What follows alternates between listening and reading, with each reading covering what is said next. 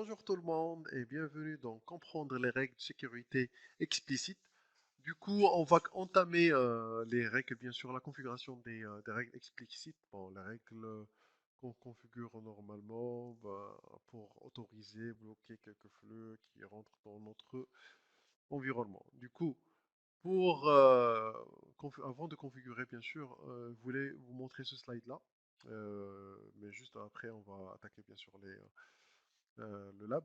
Alors, on a parlé du intrazone et l'interzone. Ben, intrazone, ben, c'est les deux règles implicites bien, qui existent sur le firewall Palo Alto et qui sont préconfigurées là-dessus. Et du coup, l'intrazone, on a parlé, c'est que euh, la communication ou le flux, c'est dans la même zone. Ben, par exemple, dans la zone A et aussi dans la zone B. Ben, depuis la zone A vers la zone A, depuis la zone B vers la zone B. Et ici, l'interzone, c'est juste entre deux zones qui sont différentes. Alors, par exemple, je suis sur la zone A, je vais partir sur la zone B, vice-versa, je suis sur la zone B, je vais partir sur la zone A. Alors ça, on appelle ça, bien sûr, interzone. Alors, pour Universal, et celui-là qu'on va utiliser souvent, ou au 99%, moi, si je dis pas 100%, du coup, oups, pardon. Du coup, sur Universal, ça ressemblait les deux. Ça rassemble les deux en même temps et ça donne Universal. Alors, ça peut être depuis une zone A vers une zone A ou zone A vers zone B et vice-versa, depuis zone B vers zone B ou bien depuis zone B vers zone A. Du coup, depuis une zone à une zone différente ou dans la même zone, c'est universel. Alors ça, c'est ça la différence, bien sûr, entre les règles, bien sûr, l'implicite qui existe et l'explicite, bien sûr, qu'on va commencer à créer sur notre lab. J'espère que c'est bien clair parce que ce slide-là est très important pour comprendre. Surtout, ben, on va utiliser, ben, vous allez voir le type, toujours sélectionner le type de règles et vous allez ben, choisir toujours, si je veux dire universal, ben, sauf au cas où il y a une règle qui est spécifique que vous voulez mettre. Alors, sans tarder, on attaque le lab. On continue sur ce qu'on a vu sur les implicites et on va voir maintenant tout ce qui est explicite pour créer une nouvelle règle. Je vous dis à tout de suite sur le lab.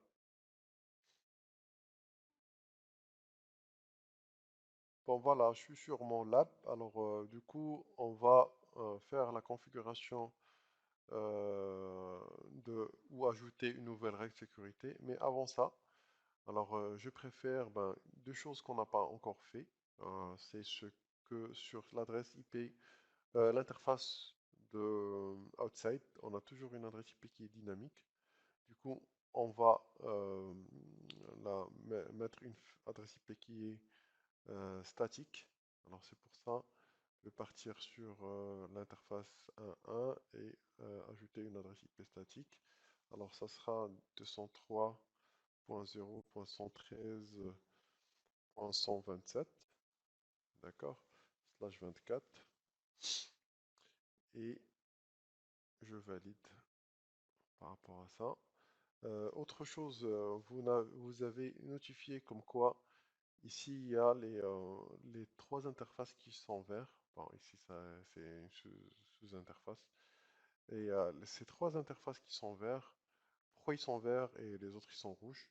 Alors c'est parce que au niveau du VMware, moi j'ai déclaré que trois interfaces. Alors je dois ajouter les autres interfaces pour que ça prenne en charge les VMware, le VirtualWire qu'on a créé aussi que l'interface TAP. Alors c'est pour ça que on va voir toujours ces interfaces rouges parce qu'ils ne sont pas détectés par, ils ne trouvent pas leur interface physique, si on veut dire, pour, euh, pour Palo Alto. Alors ici on a affecté une adresse IP physique, statique, pardon. Et après, on va partir sur le routage pour faire du routage statique. Alors, on va cliquer sur le même routage qu'on a créé, l'AVR, Et on va itinéraire statique, on va ajouter un routeur statique qu'on va appeler default route. Et destination, ce sera le 000/0. Et le adresse suivante, pensons, c'est le routeur. Alors 0, 113, 113.1. D'accord? Et je valide. Bon, ça, c'est pour valider comme quoi tout est bon là-dessus. Alors je ferme, je fais un test. Je me log sur mon ouvre une session. Je vais me loguer en SSH et je vais essayer de faire le test là-dessus. Juste un ping comme on a fait tout à l'heure. Alors ici, je ping, vérifie le ping sur le routeur. Est-ce qu'il sort vers l'Internet? Oui, ça sort. Et ici, ça... alors,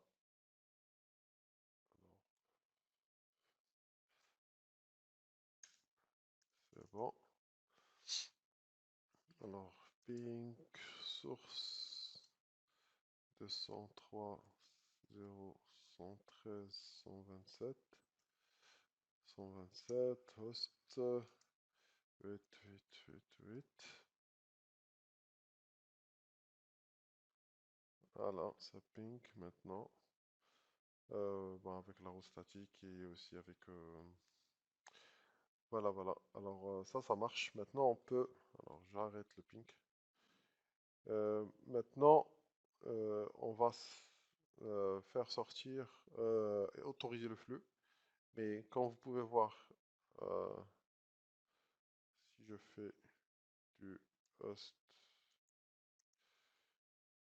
ça pique toujours pas parce qu'il n'y a pas de NAT et il n'y a pas de règles qui sont autorisées. Du coup, nous, qu'est-ce qu'on va faire? C'est qu'on va autoriser juste, ben, je vais arrêter ça. Je vais autoriser juste les règles pour sortir vers Internet. Et le NAT, bien sûr, on va l'entamer sur le chapitre suivant, dès qu'on finira tout ce qui est règles. Et on va entamer le NAT par rapport à ça.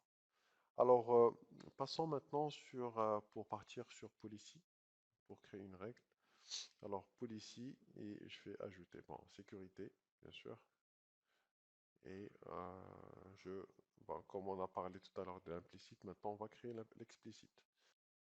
Alors, on ajoute.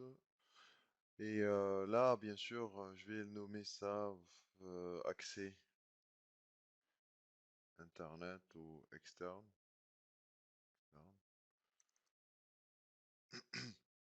Et par rapport à la source, on va choisir la zone, ben, c'est l'inside.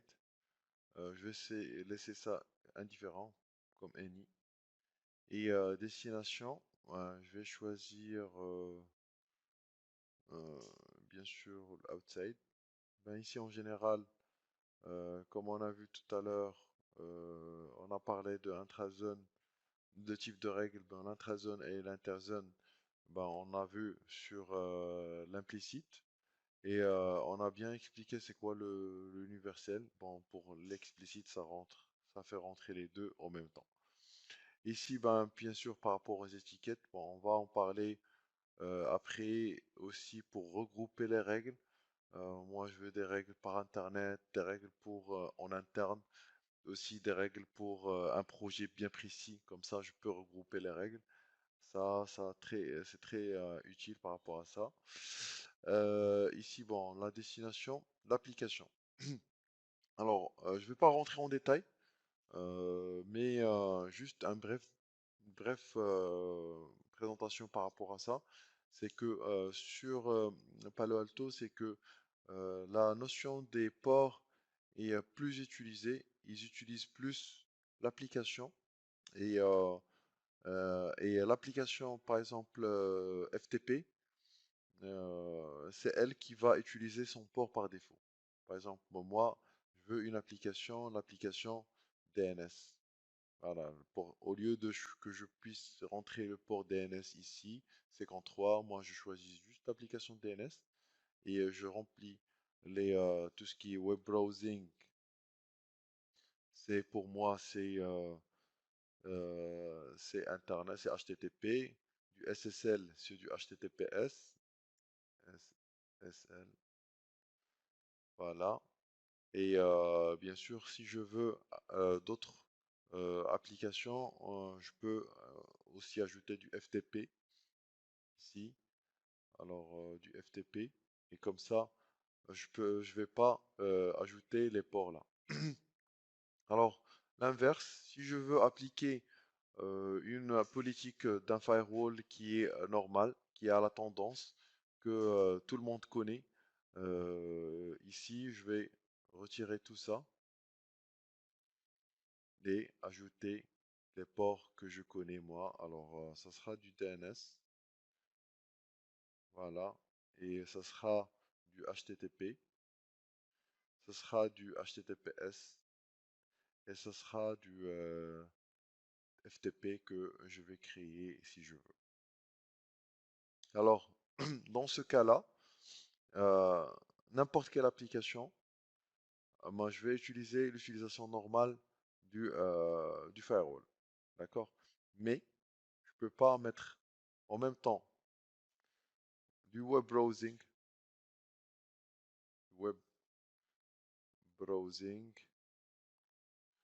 aussi avec du DNS et du SSL, par exemple.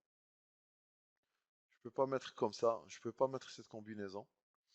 Pourquoi? Parce que dans, bon, comme le Palo Alto, comment il lit ça, c'est que le web browsing, il va utiliser les ports suivants, du DNS, du HTTP, du HTTPS.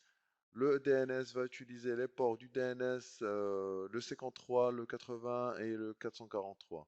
Le SSL, la même chose, il va utiliser le 53. Alors, à chaque fois, l'application va utiliser ces ports-là que j'ai définis. D'accord? Alors c'est pour ça que faut pas voir les choses comme ça. Je vais en parler en détail avec des graphes, expliquer ça en détail quand on arrivera sur là-dessus. Ici pour l'explicite, c'est juste pour vous expliquer. Bon, on va laisser la configuration normale du port based et je supprime ça. Je vais utiliser les ports et j'applique. Alors comme ça, je vais utiliser que ces ports-là pour faire communiquer vers Internet. Alors, les applications, c'est autre chose. Comment les combiner entre les deux? C'est un autre délire sur Palo Alto. Alors, du coup, dans un premier temps, on va en parler que de ça. Désolé, j'ai zappé tout ce qui est action. Alors, action, il y a allow, il y a deny et il y a drop. Bah, les actions qu'on connaît tous par rapport à ça. Par rapport pour loguer, je peux désactiver les logs ou activer les logs ici. Et aussi l'utilisation de cette euh, règle. Alors, bon, je valide avec OK. Euh, pour la règle explicite, si je veux loguer les logs qui sont bloqués, comme vous pouvez voir ici on n'a pas de log. D'accord? Alors moi, je veux loguer tout ce qui est bloqué, qui est communication interzone. Je choisis cette ligne-là. Je fais contrôle prioritaire et je vais sur action et j'active. Je vous conseille pas de laisser ça active tout le temps. Ça va charger, surcharger la mémoire parce que tous les logs qui sont bloqués ou qui sont droppés, ils seront logués. Et là, c'est juste pour le diagnostic qu'on peut faire ça. Et je vous conseille de le faire juste au cas du diagnostic. Alors ça, c'est par rapport à la règle qui est prédéfinie interzone. Parce que elle est bloquée. Comme ça, on peut voir ou vérifier qu'est-ce qui a été bloqué sur cette règle-là. Alors, j'applique les modifications qu'on a appliquées. Bon, voilà. Alors, maintenant, on peut pas faire le test du NAT. Bon, parce qu'il n'y a pas de NAT. Et c'est pour ça que je peux pas sortir vers Internet et qu'on peut pas faire le test pour vérifier est-ce que cette règle-là fonctionne ou pas.